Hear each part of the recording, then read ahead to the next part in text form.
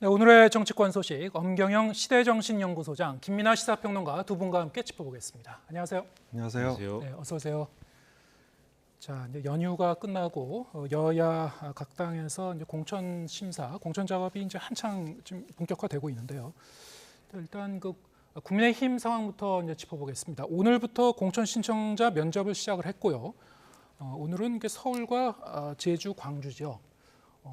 이번 주 금요일, 토요일까지 좀 계속되는데 주말로 가면서 좀 더 이제 이 텃밭 지역도 이제 포함이 돼서요, 좀 더 관심도가 높아질 것 같긴 합니다만 오늘이 이제 첫날인 만큼 어떤 점이 좀 그 관전 포인트로 보이십니까? 네, 오늘 서울 면접을 했는데요. 서울 중에서도 국민의힘이 전략적으로 공을 들이고 있는 지역이 있습니다. 한강벨트인데 양천구 가불에서 강동구 가불까지 네. 15개 선거구고요. 그리고 이제 강남 3구가 8개입니다. 여기에 종로까지 합치면 대략 24개, 거의 과반에 육박하는 곳인데요. 예. 국민의힘은 한강벨트와 강남 3구에서 최소 20개 이상 석권하겠다, 이런 이제 목표를 세우고 있는데요. 문제는 이 비교적 강세가 예상되는 지역에는 되게 사람들이 많이 몰려 있어요. 예를 들어서 양천 갑에는 정미경 전 의원, 조수진 비례대표 의원, 그리고 구자룡 비대위원, 이런 분들이 모여 있고요. 마포 갑에는 교통 정리가 좀 되긴 했는데 아직도 조정훈 의원이나 신지호 전 의원이 있고요. 그다음에 영등포 을에는 박민식 전 보훈부 장관이 가 있는데 문제는 여기에 이제 현역 당협위원장이 굉장히 강세를 보이고 있습니다. 예. 지난번 선거 때도 크게 차이가 안 났고요. 그다음에 중구 성동 을에는 이제 대부분 경쟁력 있는 분들이 많이 모여 있는데요. 이해운, 하태경, 그리고 이영 전 중기부 장관, 이런 분들이 있고, 강동 갑에도 전주의 의원이라든지 윤희석 선임 대변인, 이런 분들이 모여 있고요. 반면에 이 다소 약세가 예상되는 지역에는 여전히 인물난을 겪고 있다. 네. 예를 들어서 양천을, 마포을, 그다음에 영등포 갑, 강동을, 이런 지역들인데요. 그래서 국민의힘 공간위에서는 이 강세 지역에서 집중돼 있는 그런 그 출마 후보들을 약세 지역으로 좀 이렇게 재배치하는 네. 그런 작업을 하겠다, 이렇게 공식적으로 밝히고 있고요.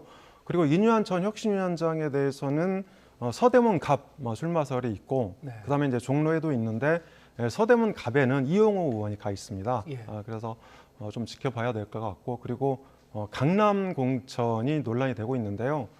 강남을의 박진 전 외교장관, 그리고 이원모 전 용산 대통령실 비서관이 지금 뛰고 있는데요. 문제는 국민의힘의 강남 공천은 이 여당의 정체성이라든지 미래, 비전, 가치, 이런 것들을 담아냈거든요. 그래서 현재 뛰고 있는 분들은 다소 조금 미흡하다, 이런 여론이 있는 것 같습니다. 예.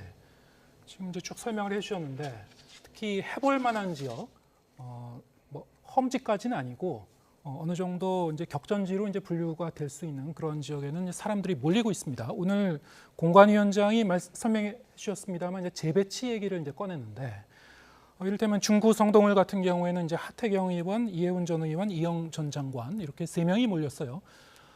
얘기를 들어보면 본인들은 뭐 지역구 조정 의사가 뭐 없는 것 같은데 조정하려면 시간이 좀 걸릴 것 같은데 어떻게 전망하십니까?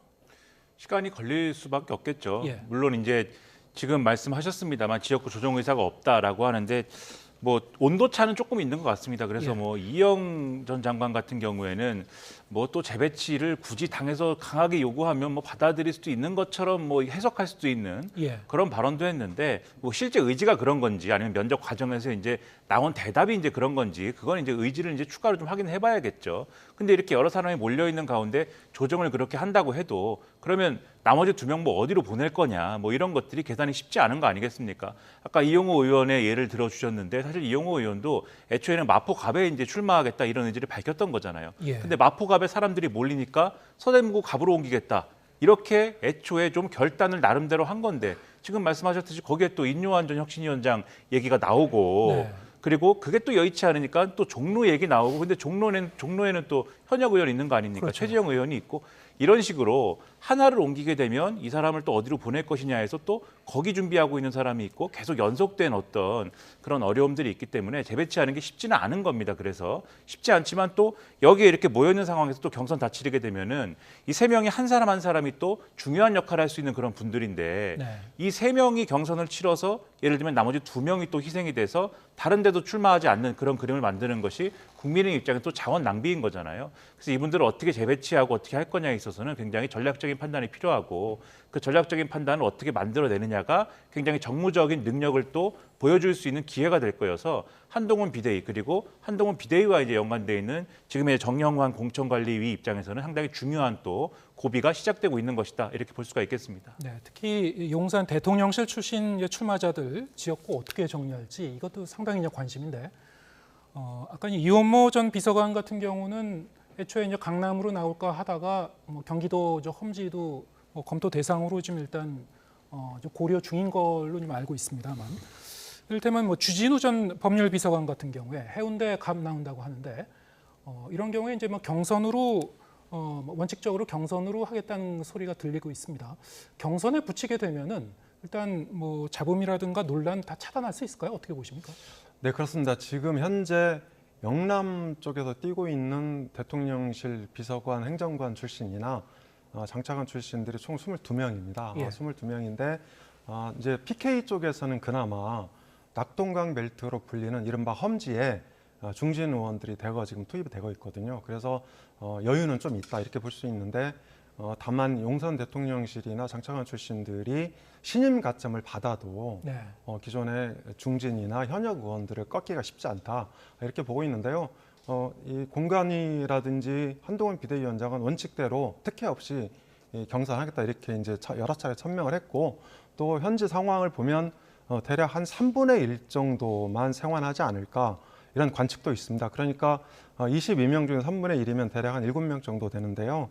영남 지역이 65석이니까 한 10% 정도가 현재 현 정부 출신으로 물갈이 되는 거다 이렇게 전망해 볼 수 있습니다. 네. 어쨌든 뭐 여야 공이 시스템 공천을 강조하고 있습니다만 국민의힘 같은 경우에도 뭐 여론 추이도 이제 반영을 할 것이고 이를테면은 거기 심사를 하는 사람들의 이제 정성 평가도 뭐 반영이 될 것이고 지금 뭐 말씀하셨다시피 현역 의원이 계속 버티고 있는 지역 여기에 이제 뉴페이스가 들어가는 지역 어떻게 이제 전망하십니까? 해볼만 합니까? 양쪽이 다 어떻게 보세요? 그런데 이게 사실 이 공천이라는 게 예. 뭐 하나의 또 어떻게 보면 종합예술 같은 건데 역대 어떤 정당이든 간에 스스로 공정한 공천을 결과적으로 했다라고 얘기하지 않는 당은 없었습니다. 결과적으로는 공정한 공천을 했다고 얘기하지만 지나고 나서 여러 가지를 평가를 해보면 이게 결국은 뭐 오늘날의 용어로 얘기를 하면은 결국은 뭐 용산에서 일부분 그래도 이런 정도의 공천은 한 거로구나 또는 이런 어떤 갈등 속에서는 이런 결정을 내렸구나 이런 것들을 이제 결과적으로는 평가를 하게 되는 거거든요. 예. 그런 거를 봤을 때 결과적으로 이제 결과를 놓고 결국은 평가를 하게 되지 않겠습니까?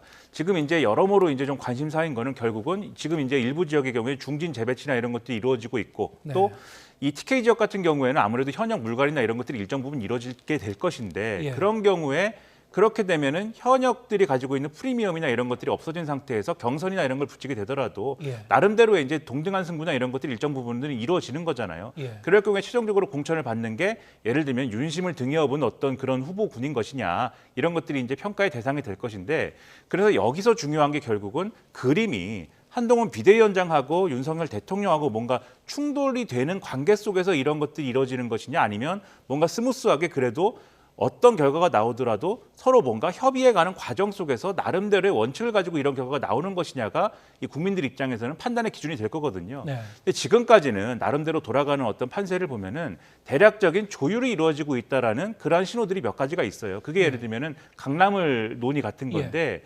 가령 이 부분과 관련돼서는 먼저 대통령이 입장을 얘기한 거 아닙니까? 왜 대통령 측근이라고 해서 편한 자리 가느냐라는 얘기가 나오니까 이원모 전 비서관이 나는 험지가 아니라 사지라도 가겠다라는 얘기가 나온 거고 그리고 나서 여기에 대한 조정이 이루어지는 그림으로 간 거고 그다음에 지금 해운대갑에 이제 지금 주진우 전 비서관 같은 경우에도 이 부분은 이 험지로 간다든지 사지로 간다든지 이런 얘기는 지금 없는 거잖아요. 네. 대신에 경선을 붙인다라는 건데 경선이 원칙이다라는 거는 이전부터 대통령실이 해오던 얘기거든요.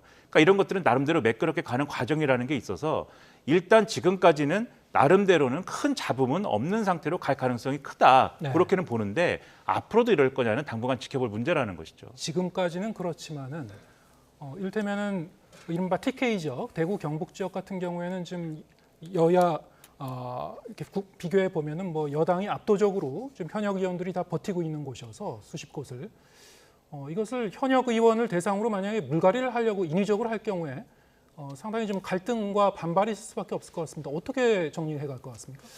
네, 그렇습니다. TK 지역이 25명인데요. 예.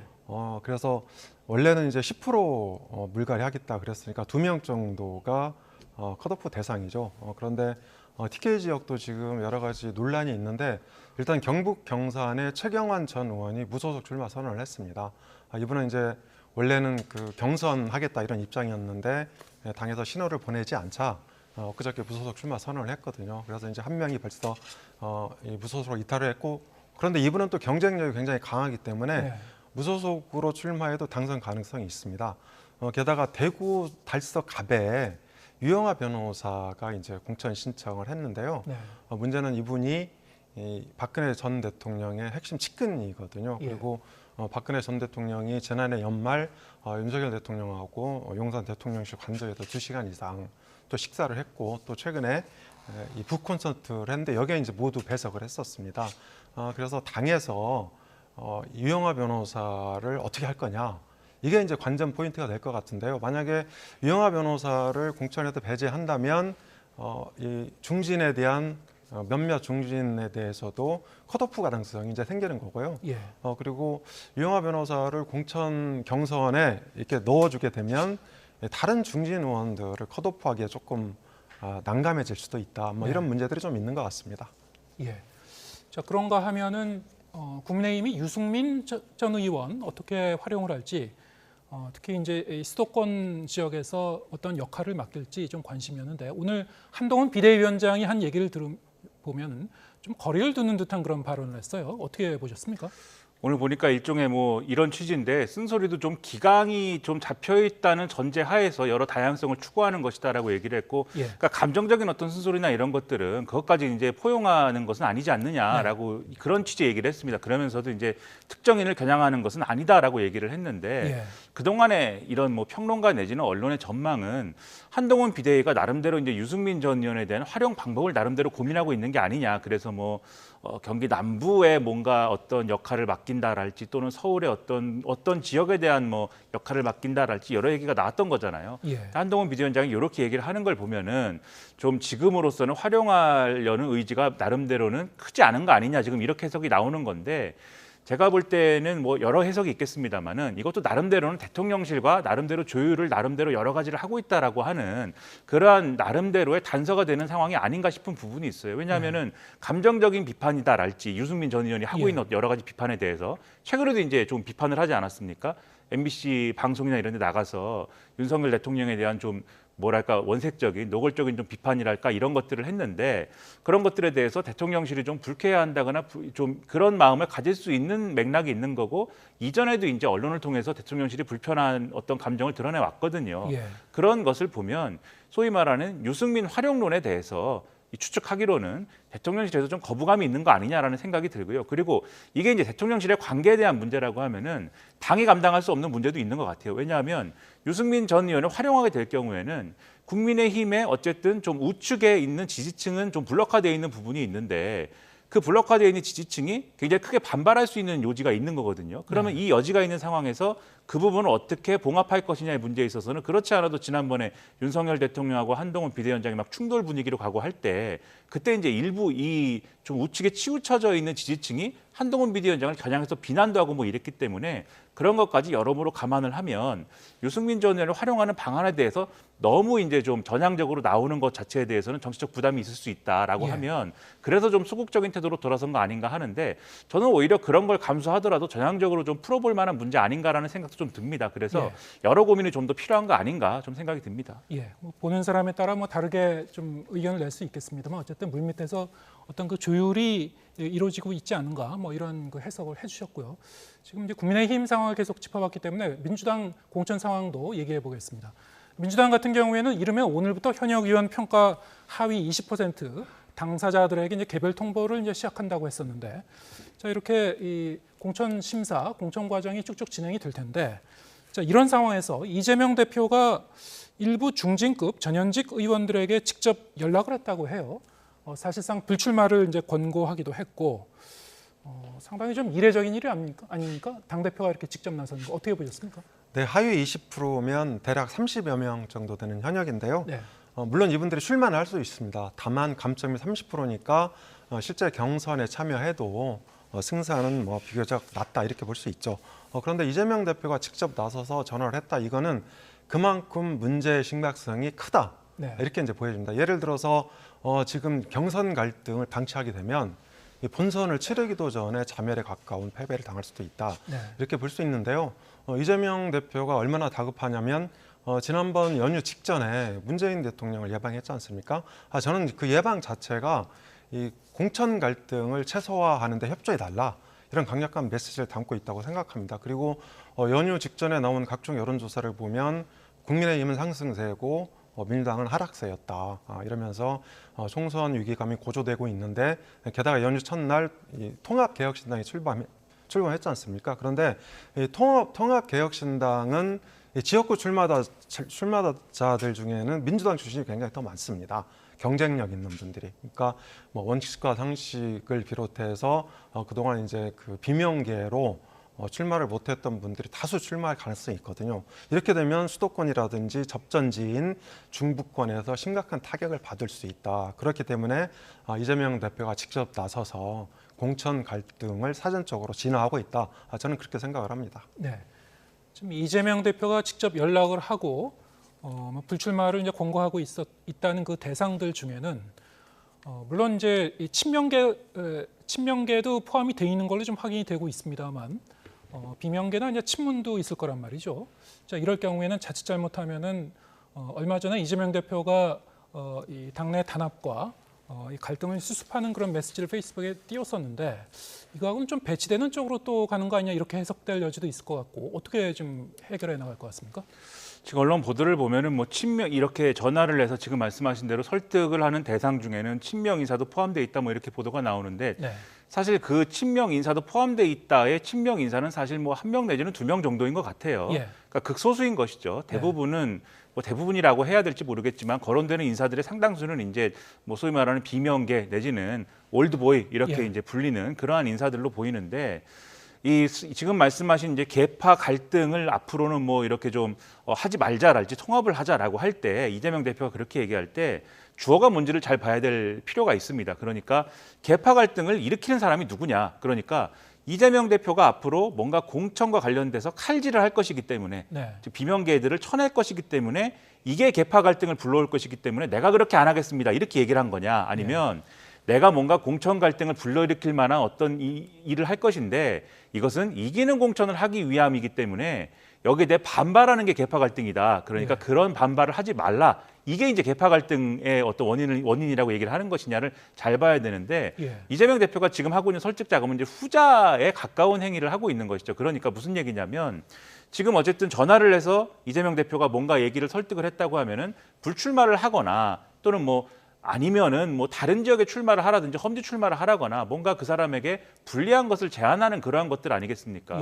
그래서 이 사람이 뭔가 반발을 할 수 있는 여지를 주는 그러한 제안 내지는 설득을 하는 것일 텐데, 그러한 것들을 설득하고 제안하더라도 반발하지 말라는 취지에서 전화를 하는 것일 거잖아요. 그러니까 반발을 하면 그게 계파 갈등을 불러일으킨 일이 되는 거죠. 이재명 대표의 말의 어떤 논리상에서는. 그러니까 계파 갈등을 일으키지 말라고 하는 것이 사실은 반발하지 말라는 취지다. 이렇게 이해를 해야 된다. 지금 상황은 이재명 대표의 취지는 그렇게 봐야 전화를 하는 행위의 본질이 뭔지를 우리가 알 수 있다. 이렇게 볼 수가 있습니다. 그렇게 해석을 하셨군요.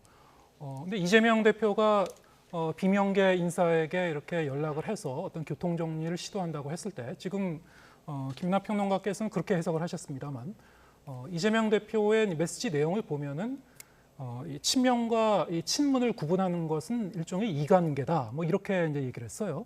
자, 이거를 어떻게 볼 것인가? 사실 지금 본인이 직접 나서서 비명계에 대해서 뭐 불출마라든가 이런 공고하고 교통정에 나서는 것 자체가 과연 단엄 단합 메시지와 어떻게 연결이 될 것인가 어떻게 보셨습니까? 네, 이재명 대표가 연휴 첫날에 페이스북에 이런 얘기를 했죠. 그러니까 국민 눈높이 공천을 굉장히 강조를 했고 말씀하신 대로 친명 비명을 나누는 건 죄악이다. 이런 이제 극단적인 발언도 했어요. 그리고 단합이 최고의 선이다. 뭐 이런 얘기까지 했는데 그만큼 공천 갈등에 대한 우려가 굉장히 크다.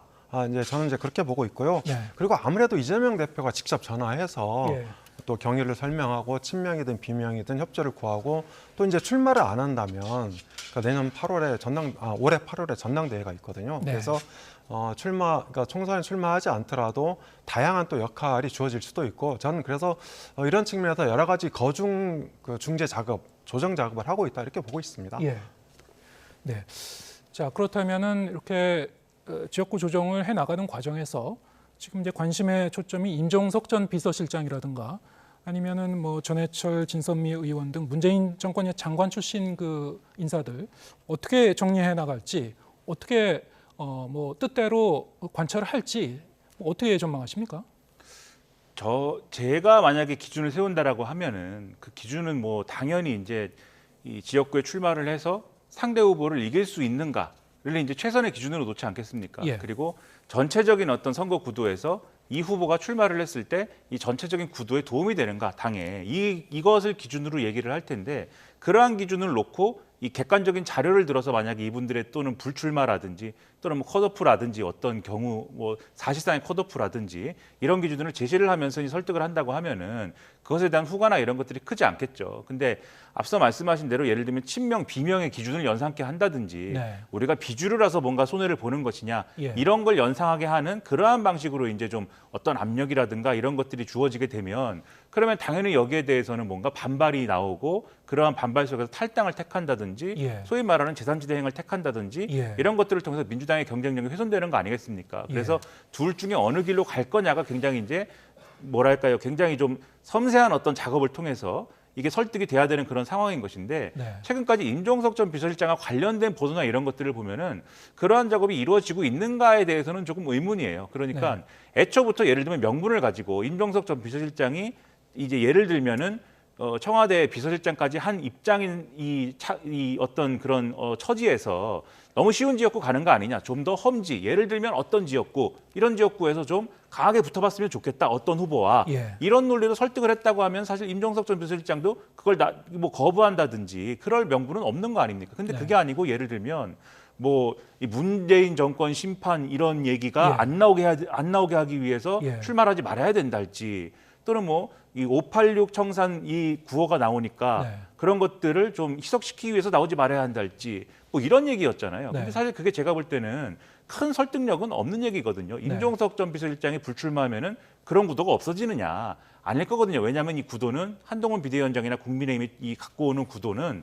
논리상 결국은 이재명 대표까지 연결되는 얘기를 하고 있기 때문에 예. 이 이재명의 민주당 요 체제라면은 반드시 그 논리를 갖고 와서 공격을 할 겁니다. 네. 그러니까 이거는 임종석 전 비서실장만 가지고 되는 얘기가 아닌데 그걸 가지고 불출마하라든지 선거에 대한 어떤 여러 가지 액션을 요구하면 받아들여지지 않는 것인데 네. 지금까지는 그렇게 해왔으니 잘 설득이 안 되지 않았나 싶은 거거든요. 그런 점에서 보면은 여러 가지로 지금 우려되는 지점이 분명히 있는 것이죠. 예, 알겠습니다. 지금 여야 상황 살펴봤고요. 자, 이렇게 되면 공천 과정에서 여야에서 어떤 이탈하는 그 현역 의원이 있을지 이것도 관심인데 왜냐하면은 제3지대에서 빅텐트를 펼쳤습니다. 그래서 이번 총선은 8년 만에 이 3자 구도로 이제 치러질 가능성이 상당히 높아졌는데 자, 이번 주 한 목요일 정도 좀 바라보고 있는 것 같습니다. 그때까지 현역 의원이 이 개혁신당에 추가로 합류를 할지 거기에 따라서 어느 정도 몸집 불기를 하는가 뭐 거기에 연동되어 있는 문제가 이제 이를테면 국고보조금을 뭐 제대로 개혁신당이 받아갈지 이런 것도 지금 다 연결되어 있거든요. 어떻게 전망하십니까? 네, 이 개혁신당은요, 그러니까 연휴 첫날 전격적으로 통합선언을 하면서 설 밥상 여론의 위너 즉 승자가 되긴 했죠. 그런데 저는 이제 세 가지 정도 쟁점이 남아 있다고 봅니다. 첫 번째는 이 통합 시너지가 얼마나 될까? 두 번째는 지도 체제는 문제가 없나? 그리고 세 번째는 정체성 또는 대표성은 무엇냐? 네. 이 세 가지 문제가 남아 있는데요.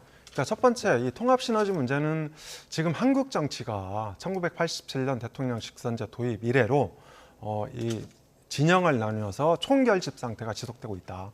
그래서 저는 제3지대에 대한 어떤 그 공간, 여지 이런 게 역사적으로 가장 그러니까 협소하다 이렇게 보고 있습니다. 그리고 두 번째, 지휘 체계는 이 선거는 전투 전쟁인데 공동 대표, 물론 이제 그 총괄 선대위원장 이낙연 대표를 임명하긴 했죠. 그렇지만 그 여러 세력이 뭉쳐 있기 때문에 과연 일사불란하게 효과적인 지휘 체계를 만들 거냐, 저는 여기도 좀 회의적이라고 보고요. 그리고 무엇보다 가장 중요한 것은 이 정당은 사실 사람이 물이 없으면 못 살듯이 정당은 대표성 내지 정체성을 먹고 사는 거거든요. 그러니까 이 대표성과 정체성은 동전의 양면이다 이렇게 보고 있는데, 예를 들어서 국민의힘과 민주당이 이 비호감도가 높고 여러 가지 부정적인 평가도 많지만 현재까지 버티고 있는 거는 이 범보수와 범진보를 대표하기 때문이다. 근데 신당은 개혁신당은 과연 누구를 또 무엇을 대표하느냐, 이게 좀 불분명하고요. 그리고 오늘이 이제 13일이니까 내일 모레까지죠. 15일까지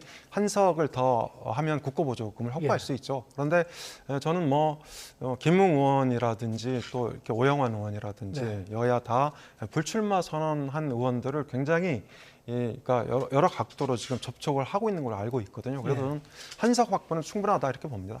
일단 한석 정도 확보해서 국고보조금 이거 가져가는 거는 충분한데, 물론 이제 추가적으로 3월 중순까지 어떻게 합류할지는 좀 또 봐야 될 것 같고요. 지금 전반적으로 제3시대 개혁신당의 지금 입지에 대해서 특히 대표성이라든가 아니면은 이런 서로 다른 그 지향성을 어떻게 이제 합체해 나갈 것인가, 이런 부분에 대해서 좀 그 물음표를 달아주셨는데 어떻게 보십니까? 지금 그런 부분들은 이제 소위 말하는 화학적 결합이나 이런 게 잘 될 거냐, 이런 부분들이란 의문서부터 시작해갖고 거기서 근거해서 선거를 잘 치를 수 있는 데까지 갈 거냐 이런 건데, 화학적 결합이라는 거는 쉽지 않은 과제입니다. 저렇게 여러 세력들이 모여서 화학적 결합을 제대로 이룬다라는 것 자체가 제가 볼 때는 거의 불가능에 가까운 일이고요. 그 화학적 결합의 문제가 아니라 지금 당장에 통합을 하는 것으로 했기 때문에 당장에 이제 지지자들을 어떻게 다독일 것이냐부터가 지금 큰 과제가 놓여 있는 것인데, 이 자리에서도 계속 말씀드렸습니다만 이런 식으로 통합을 한다든지 했을 때 가장 그 유연성이 떨어지는 게 이준석 대표가 이끌던 그 이준석 대표 지지층이 있지 않습니까? 그분들의 마음을 어떻게 다독일 거냐, 이게 가장 큰 문제가 될 거거든요. 유연성이 가장 떨어지는 어떤 그룹이다라고 제가 말씀을 드렸었는데, 당장 지금 이탈이 이루어지고 있다라든지 이런 보도가 나오지 않습니까? 이준석 대표 입장에서는 상당히 지금 좀 당혹스러운 부분도 있을 거예요. 왜냐하면 이준석 대표 입장에서는 협상을 잘 한 거거든요. 이름도 개혁신당을 유지한 것이고, 법적 대표도 이준석 대표가 유지가 된 거고, 그리고 앞으로 어떻게 할지 모르지만 어쨌든 비례대표와 관련돼서는 이 실익이 또 거기 있을 텐데, 개방형 경쟁 명부 방식으로 하기로 일단은 좀 합의를 해놓은 상황 아니겠습니까? 그러면 어쨌든 지지자들의 어떤 충성도랄까 이런 게 굉장히 중요할 텐데, 그것과 관련돼서도 우위를 갖고 있는 거는 이준석 대표 쪽이란 말이죠. 그런데 이 지지층이 흔들려 버리면 거기서부터도 여러 가지 실리를 취하는 방법에 있어서는 전략이 흔들리는 거거든요. 이걸 어떻게 다독일 거냐부터 나름대로 전략을 세워야 되는데, 그러려면 내부에서 다시 싸워야 됩니다. 내부에서의 갈등이 다시 필요해질 겁니다. 그러면 이게 앞날을 긍정적으로, 낙관적으로만 보기가 어려워질 거여서 이게 딜레마가 지금 있는 그런 상황이 됐다라고 말씀드리겠습니다. 일단 개혁신당 같은 경우에는 그 발등에 불러 떨어진 것이 이 반발하고 있는 지지자들을 어떻게 설득할 것인가, 이것을 좀 봐야 되겠군요. 알겠습니다. 오늘 말씀 여기까지 듣겠습니다. 엄경영 시대정신연구소장, 김민하 시사평론가 두 분과 함께했습니다. 고맙습니다. 감사합니다.